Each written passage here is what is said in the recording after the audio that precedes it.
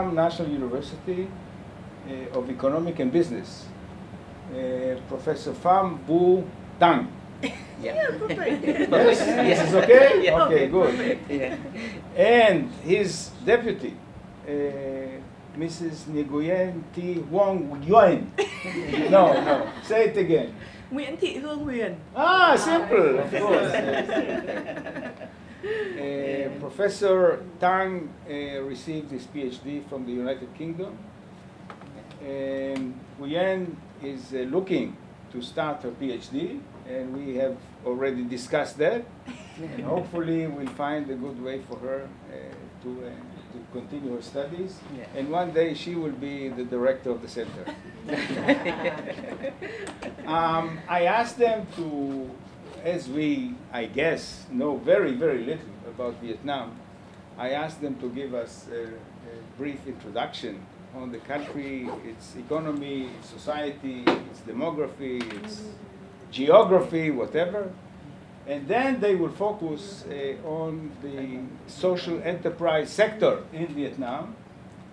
I forgot to mention that they are a team, the Vietnamese team at the ICSEM project that we are part of too, here, the group that is sitting here.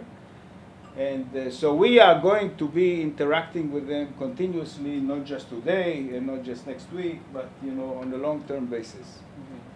I think I made my introduction, and the floor is yours. Thank you very much. Maybe I'll tell you a little bit about my personal story, because I think it relates to what I do at Cisco. I'll just tell you, I've been living with my family for over 7 years in the United States, in New Haven, Connecticut, and at a certain point, we realized we had to make a conscious decision whether we are staying in the US or coming back to Israel. Our son was on the verge of becoming a teenager, so it was, we watched with awe Prime Minister Rabin and today President Perez shaking hands with Yasser Arafat on the lawn of the White House, and we decided we wanted to be part of the new Middle East, and that's what we kind of packed our family. And it was a process. So by the time we came back to Israel, Rabin was already assassinated, and I felt that I took my kids from my 3 children from very privileged life back to a place that looked at the time that had no hope. There were lots of suicide bombings, buses were exploding in the street, and it kind of was heavy for me to bring my kids back to Israel. Another thing that, and I came back, and I used to be a mathematician, and I started working at Cisco in the R&D. I led an R&D team at Cisco. One of the things that I realized coming back after 7 years, coming back to Israel, was the fact that I remember being in the US, I used to really annoy my American friends. I would always say to them, in Israel, it's not like that. Israel ערבים זה לזה. I don't, we care about each other. Community life is very important. But when I came back to Israel, I found a country that was the society was very polarized. There was kind of polarization between Jews and Arabs, the center and the periphery, the religious and the secular. It was almost as if Israel was becoming tribal again, and each tribe was, for himself, fighting the other tribe. And I felt that I really wanted to do something to change that. One of the things at the time working at Cisco, I learned about Cisco had a program that is called the Cisco Networking Academy program. That this should be very interesting for you, I think, because it's a vocational training that teaches students technology, but it provides, eventually, it's very hands-on and it's very attractive for young people because it provides a kind of profession. People can learn it, and kind of learn how to design, build and manage computer networks, and even how to fix computers. And then, they get a certificate that is very, kind of known by the industry. And with that certificate, you can get a job. So I thought, at the time, Israel, the high-tech industry was becoming the jewel of the crown of the economy in Israel. And I thought, wow, this is something, it already had the stamp of being, if you're in the high-tech, you're successful, you made it. So I thought, this could be a good way to attract young people, youth, to come and study technology. They want to succeed, they want to be part of the high-tech industry. But, through studying technology, I could bring Jews and Arabs together, and they could kind of practice being on the same team, on the same side, and work together and get to know each other as people. And maybe I'll tell you, because the majority here are women, I'll tell you one of the stories, and then I'll get to how. But so I had someone who wanted to donate funding for young girls. So I thought, let's start with the girls. Girls will be great. And I started visiting schools. I thought of Nazareth and Nazareth Elite because there are Arabs and Jews there. And I went to the high schools in Nazareth and Nazareth Elite, and I told them about my plan to start this program. And I invited girls to join, and many girls registered. And within a day, I had like 24 girls that wanted to study technology and be part of the high-tech. But then I started, that was like a little bit before 2000, 1999. And, but then I started getting emails and phone calls from the girls, Jews and Arabs. And the girls said, we really like this program, we want to be part of it, but it's a big deal, it's a big step to take forward. We want the boys in as well. We want the boys to come in, we don't want it to be just girls. So instead of starting a class of 24 girls, we started 2 classes of 50 boys and girls. Actually, that was the first leadership lesson I learned from teenage girls who, inclusive kind of leadership. We ended up having 2 classes, mixed classes of boys and girls, Jews and Arabs. 50 kids started it, and 2 years later, 50 kids graduated. And nobody dropped out, and we had, and it was quite an experience. Every quarter, I would interview them. We made a film, and we interviewed them about how they felt about the whole thing. And it was interesting because in 2000, the Intifada started, so there was quite a bit of tension between, Jews and Arabs in Israel, and the kids started telling us their stories, and they were very excited about the program. We also kind of designed different projects for them to do that they had to go, in small groups. So they went to each other's houses, and it was the first time that they got to know each other's, culture, and we didn't do much social activities, but we had a bit of that. And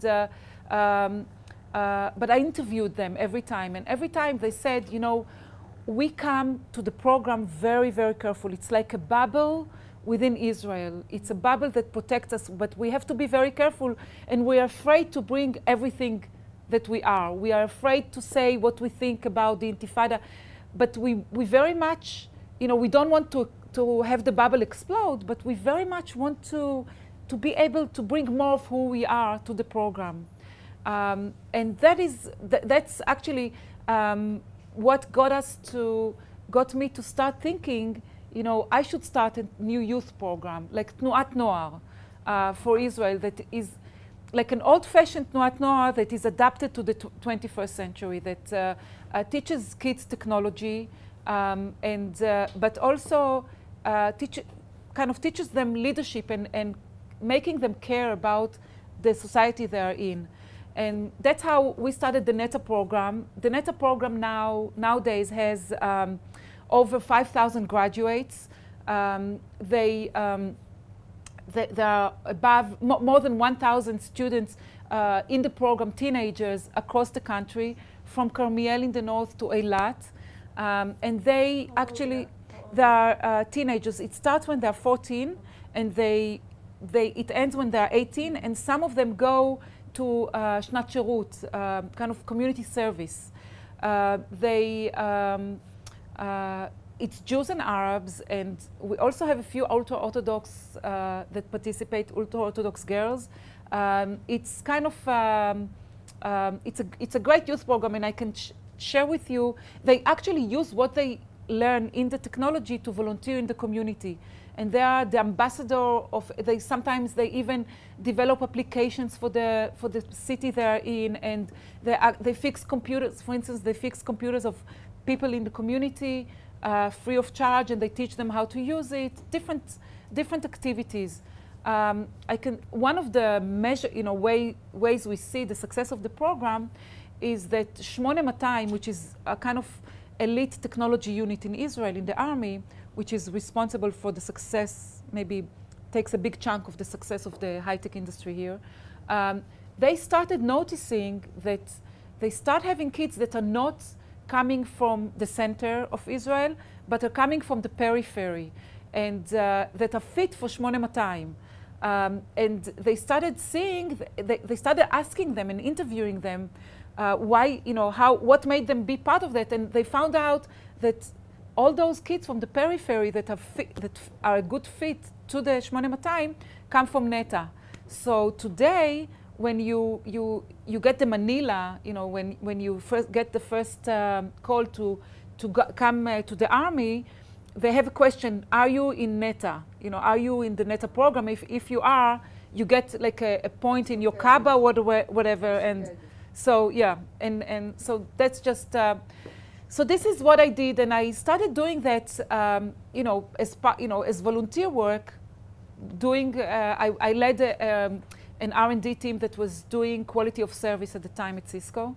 But at a certain point, NETA became so big, and I had to make a decision whether I stay in the R&D or go with my heart to do the. And this is where I made a conscious move. To move from the R&D to the social responsibility at Cisco. And I started doing work in corporate social responsibility. I just want to tell you now that I'm not in social responsibility anymore, because the way I think of things has changed. And so I hope I get to tell you. I'll tell you maybe one more, I would like to go over maybe, and sorry for being so associative, but I want to fit what you care about. So I'll talk a little bit about the work I've done in corporate social responsibility. And if we have time, I'll tell you why I'm not in corporate social responsibility anymore. This is okay? Yeah? Okay. To start with that. Yeah. I don't know. I don't want to spoil the. I'll keep it for the end, okay? That will keep you.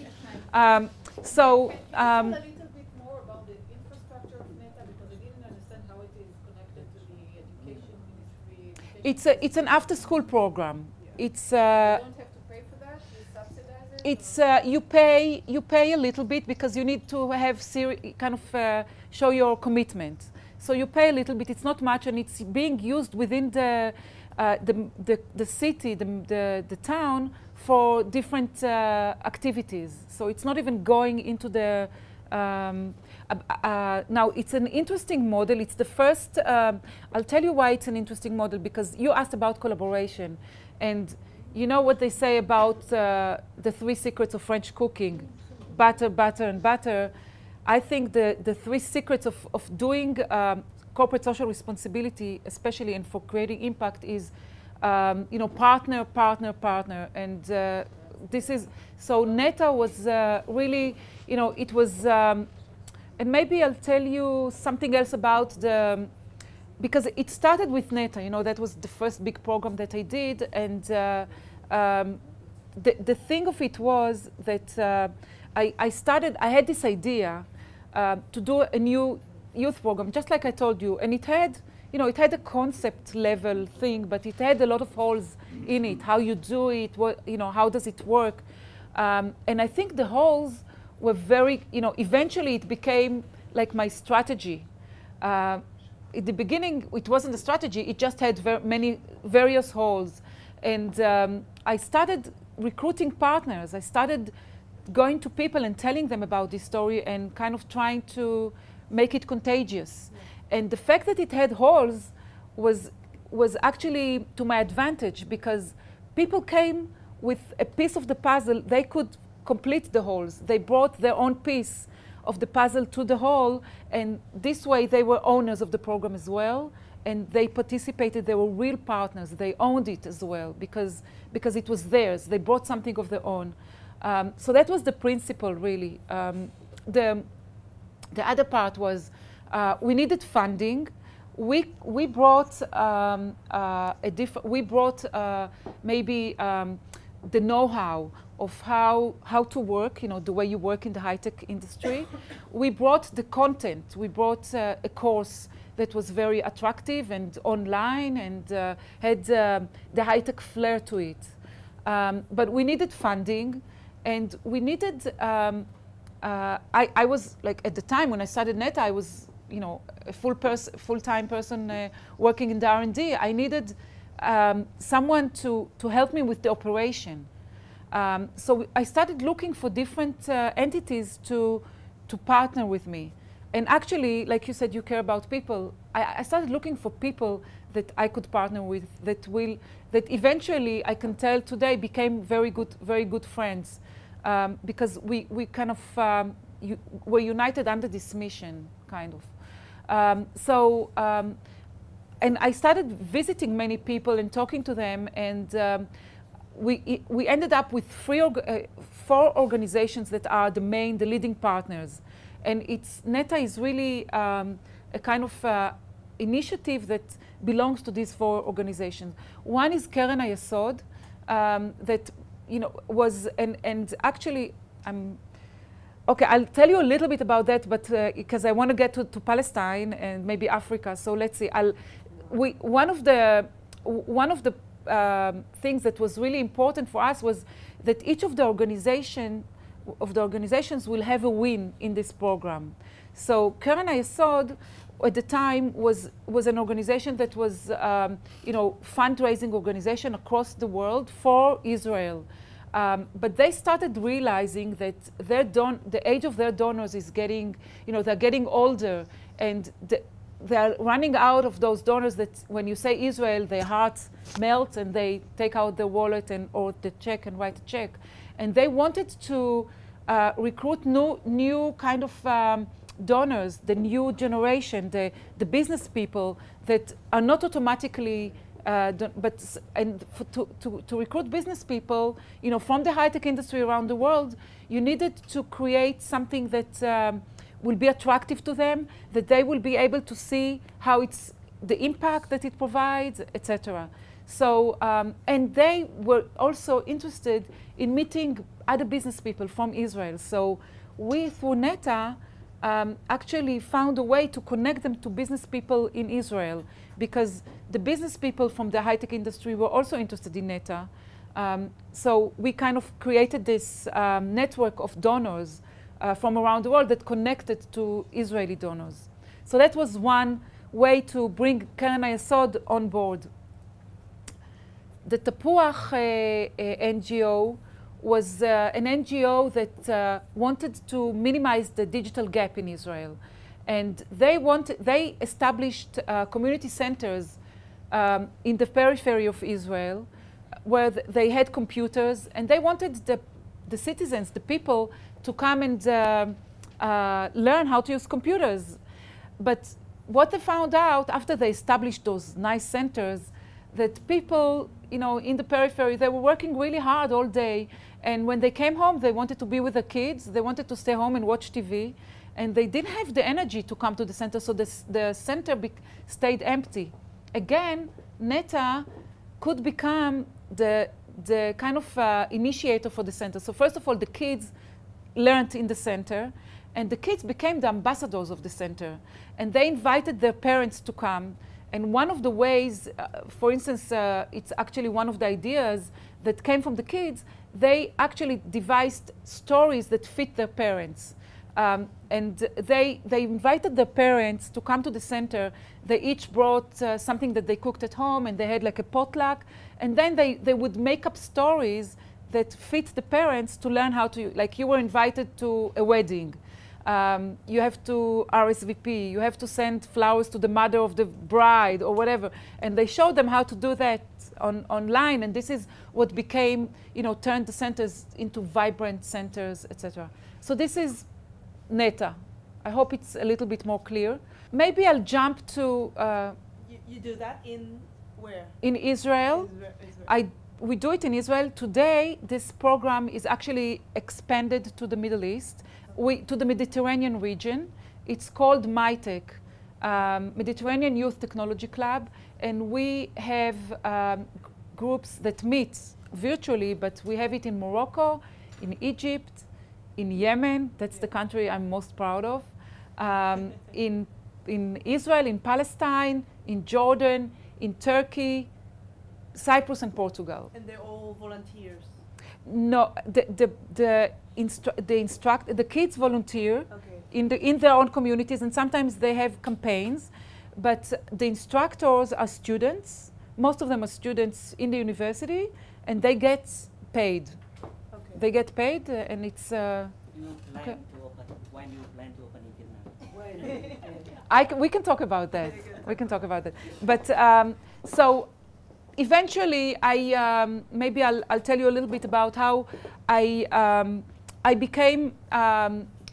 I started moving up the ladder in corporate social responsibility, and I was responsible eventually in Cisco for special projects that our CEO was. He travels around the world, and he makes commitments, and I get the honor to figure out what he means when he makes those commitments. And I'll tell you about a couple, but I just realized that I never spoke about Cisco, the platform that enables me to do all these wonderful things that I get to do. So do you know who Cisco is? I don't know if, okay. So Cisco is a high-tech company. It's the company of the internet. And I can tell you just, our inspiration today is we aspire to be the #1 IT company in the world. And Cisco, actually today, 90% of the information that flows through the internet goes through Cisco's technology. Okay, so just, I think I would like to maybe pause for a minute and talk about, so when I started thinking about EMEA, Europe, Middle East, and Africa, about how to do corporate social responsibility programs, I started looking at those questions. How, if I have to go and do a program in Africa, in Kenya, how do I know, how do I bring solutions that are relevant to the people on the ground? And how, so that's first thing. How do I make it relevant to them? How can it help, their own problems? How do I create an impact that is, that I can show? So first of all, how do I create an impact and kind of improve their lives for the better? But also, even if I do that, how do I prove that I did a good job, that I created a good impact? Another big question that I think many NGOs have, kind of seen with is how do you not how do you avoid the new colonialism? How are you careful not to bring and enforce your own culture onto other people's culture if you bring the technology? Because you bring an enabler. You have to remember that you bring an enabler, and to enable people to be part of the world, maybe. But you have to be careful not to enforce your own culture and your own values onto them. And of course, how to make those projects or whatever you do sustainable, so you're not required to be there and hold it. Or you can, and how can you, and actually in all of our programs, we think of we start them with the exit in mind, okay? One more thing that is very, very, I think, important and that makes me proud to work for Cisco is the fact that at Cisco, we believe that the internet and together combined with education, they are the greatest equalizers of our time. And we are trying to kind of prove that in the world.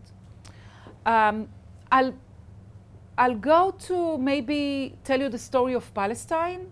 Actually, John Chambers, our CEO, came to Israel in January of 2009 to launch the MyTech program that I told you about, and to also, and another program that we started in Nazareth and Nazareth Elite as a guest of President Perez. And at the time when I started the NETA program, I also, in parallel, started doing it in Palestine. And we had some, there was a good time to start doing something bigger in Palestine. And we kind of convinced our president and CEO to look into doing something in Palestine. And he came and he went, I went with him to Ramallah and he met with Abu Mazen, and he made a commitment to Abu Mazen that Cisco will invest $10 million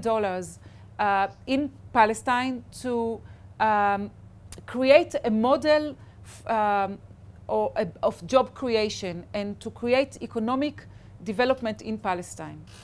And that was right there. And then Abu Mazen, there were like a group of distinguished people there all together. Abu Mazen said, you, and you. He selected people from his office, from the government, and from the private sector to become a kind of an advisory board, to be our eyes and ears to figure out how to do it.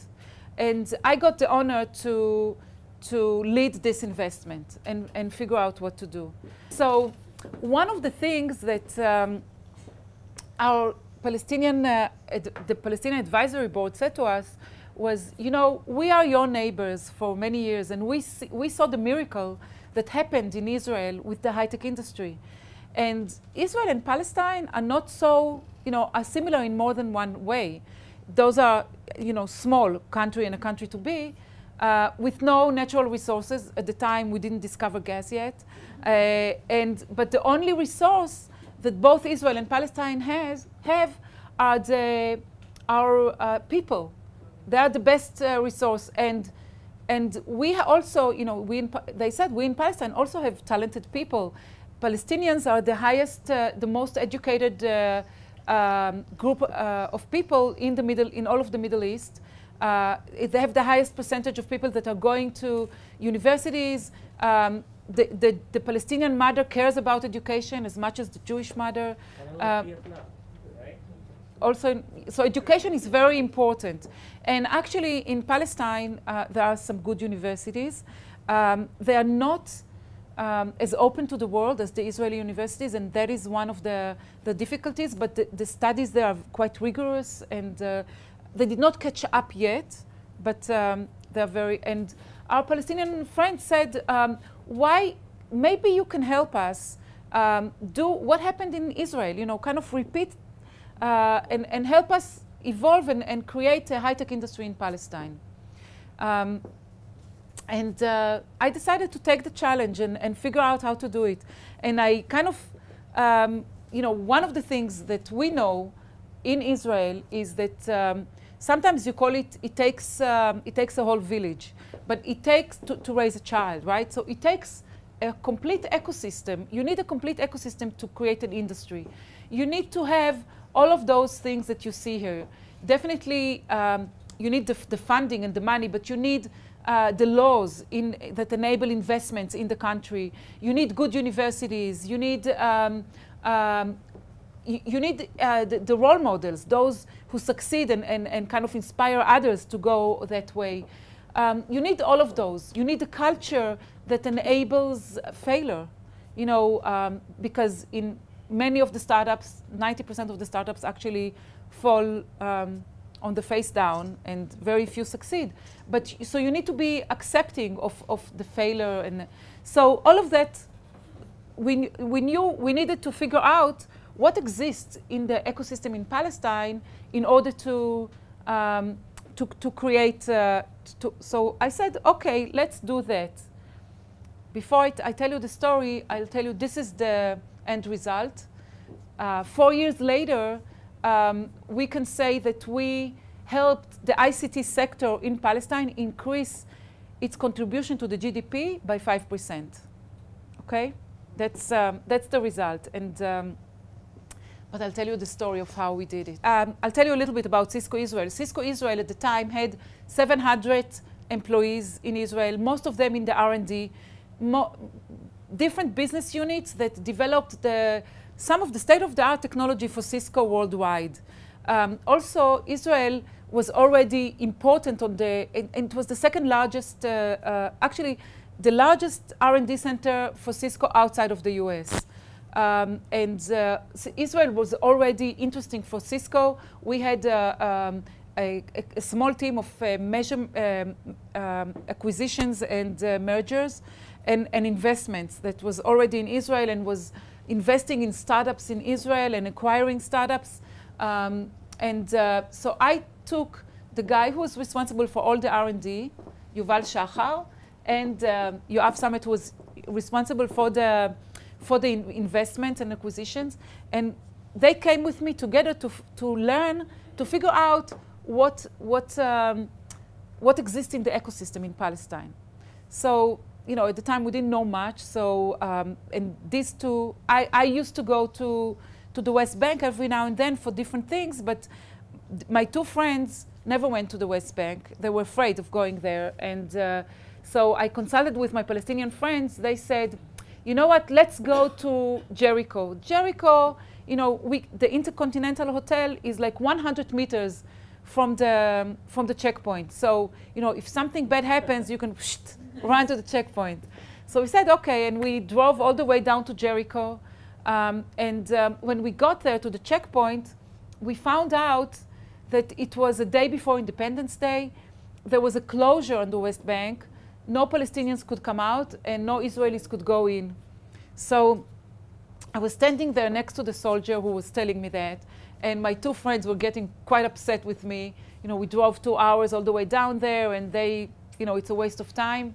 And then the soldier, the soldier in the checkpoint took pity on me, and he said, don't be so upset, because like 500 meters from here, there is a gas station, which is a no man's land. Both Israelis and Palestinians can go there and meet there, and it's okay. I'm like, you can't go through the checkpoint, but you can go there. So we went there. We went to the gas station, and actually in the gas station there was a Bedouin tent for tourists, and there was a camel.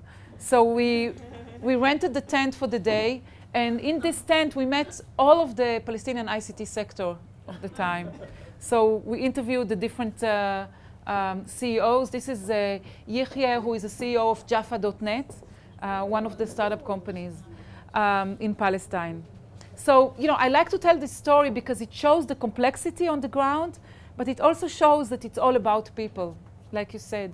So, And gas stations. and gas stations, yeah. Or tents. And on camel, We didn't do the camel, no. So one of the things are, oh, that's the model already. One of the things that day we met around 30 entrepreneurs, Palestinian entrepreneurs, who started their own small companies in IT. They had 15 to 20 employees at the most. And they all managed, even though at the time the Palestinian economy was almost put to a halt, they managed to run a company that worked locally in the local market, which is very small, and managed to provide for those 15, 20, and they were trying to learn the technologies that exist, etc. And they said to us, they said, we need your help in changing the image of Palestine as a conflict zone to a place open for business. Because they said, we can provide outsourced R&D services to many companies. But whenever we go to international companies and we say, you know, we show our credentials, they say, great, where are you located? And when we say, you know, we are from Palestine, they say, you know, this area is colored red on our map. It's a conflict area. We're not going to take the risk. And they said maybe Cisco could start. Thank you. Okay. So, thank you. Thank you for listening.